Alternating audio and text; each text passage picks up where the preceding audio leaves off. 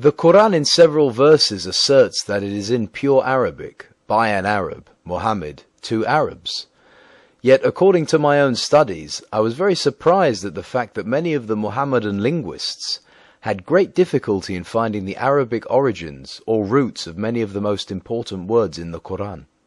Can you elaborate? Contrary to what many Muhammadan Muslim authors have us believe, Muhammad and Arabia were surrounded by higher religions and civilizations with whom they had constant and full contact, and from whom they borrowed numerous religious and cultural terms. This fact was fully recognized by the earliest Muslim exegetes, who showed no hesitation in noting words as Christian, Iranian, or Jewish in origin, as were compiled by As-Suyuti in his Itqan, Al-Tabari, Al-Baghawi, Al-Razi, and many more. It was under the later scholars such as Al-Shafi'i that this fact, for obvious sectarian reasons, was pushed into the background and an orthodox doctrine was elaborated, later turned into a dogma, to the effect that the Quran is a unique product of the Arabic language. The modern Muhammadan scholar is seriously distressed by any discussion of the foreign origin of words in the Quran. It is extremely rare, based on proven historical and linguistic grounds, that an uncivilized people, such as the pagan Arabs were, would not be enormously influenced by the surrounding more superior civilizations, religions, and cultures.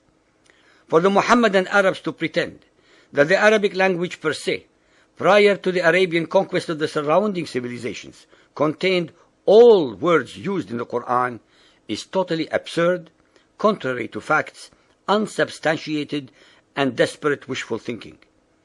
It is invariably the more dominant powers or civilizations that impose their language upon the lesser ones, as actually happened initially by the Greeks, the Romans, and finally by the Arabs in their turn. Anyone dispassionately studying the Quran will realize that Muhammad drew his inspiration not from his own primitive pagan religious background, but most certainly from the vocabulary and religious terms of the great monotheistic religions that had already found root in the spiritual soil of Arabia, especially the Jews and Christians. It is extremely important to point out that there were very powerful Arabian Christian tribes who were dominant both in Syria and Iraq, and who wrote and spoke Syriac. Vocabulary of Syriac origin was already coming into use in Arabia long before Muhammad and his Quran. The court of Al-Hira in Iraq was a rendezvous of the poets and literature of the day.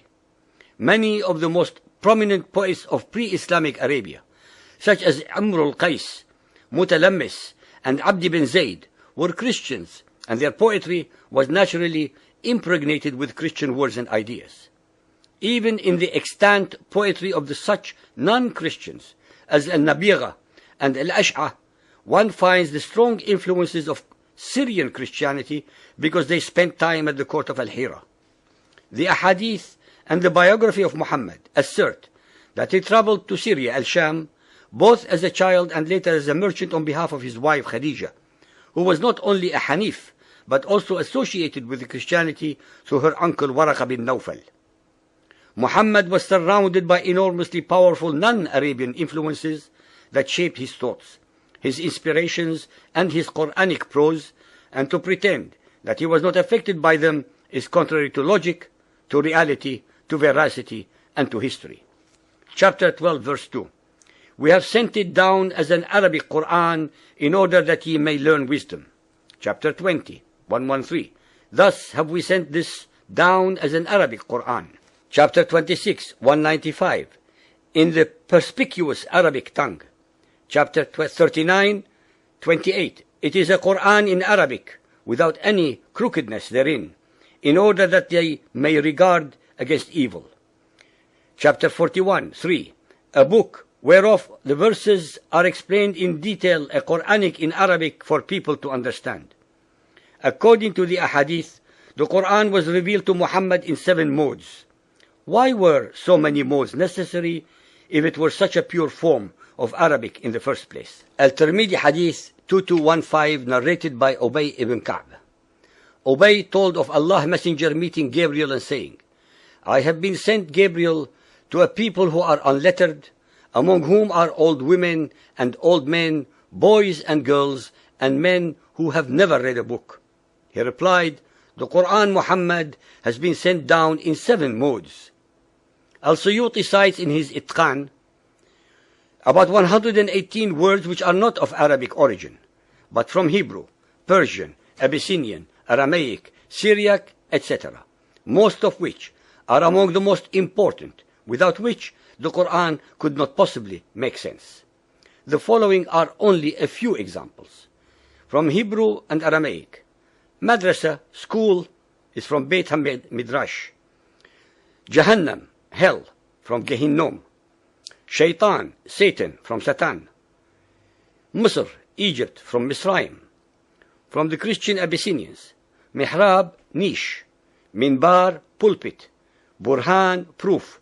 Mi'raj, ladder. From the Persian, Firdaus, paradise. Firind, sword. Syriac, Isa, Jesus. Salah, prayer.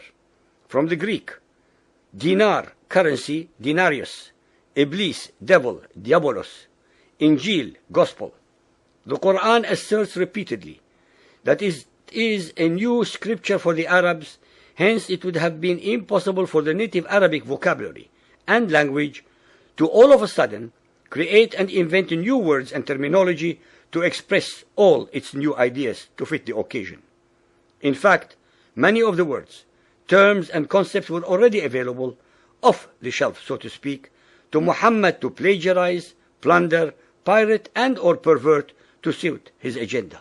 When one studies the subjects above, based upon the works of the Muhammadan exegetes, who had dealt with this very difficult but important matter, one will find out that they were themselves at a loss as to the roots of many of the words, especially since they were not linguists in the 4, 5, or 6 languages that the Quran had copied words from. They actually had the most meager philological resources at their disposal, so much so that Al-Suyuti and those who preceded him completely missed the fact that several of the words that they alleged to have been foreign were in fact Arabic in origin. The Quran cannot exist without the foreign words that permeate its verses and chapters.